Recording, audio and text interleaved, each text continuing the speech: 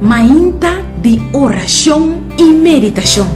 Pone Dios na primer lugar. Junto con Nairalyn Felicia.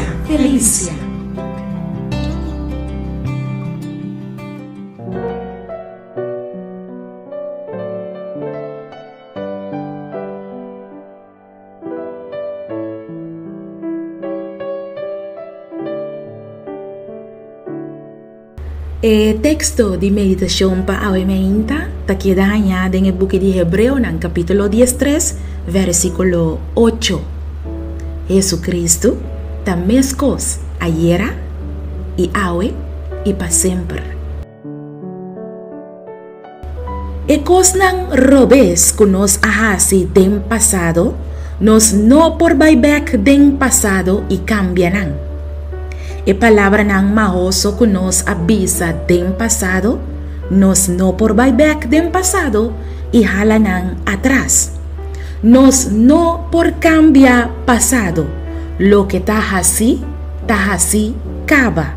Y hopita es nang que está así na pegar del pasado y nanda cana soña gente día, riba lo que kunan taba ta por ahasi, of lo que kunan queda sin hasi, pa nan presente lo taba ta un poco más diferente.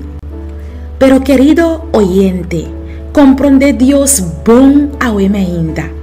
No laga bo pasado, sigue stroba bo presente. E pior ainda, no laga bo pasado, stroba bo futuro com Cristo Jesus. No sigue llora pa algo que a passa acaba. Stop de lamentar pa algo que bo no por cambia más. Pero lanta arriba e mira e plan nan bonita e perfecto que Dios tem pavo.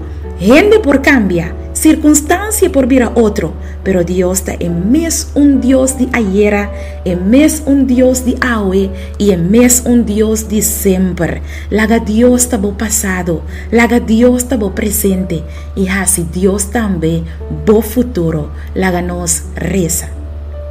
Nos tata que na cielo, danki que bo a cambia nos pasado e así nos criatura nang novo. Danki para sacar-nos for de escuridad y atrece-nos de luz admirable. En el nombre de Jesús. Amén.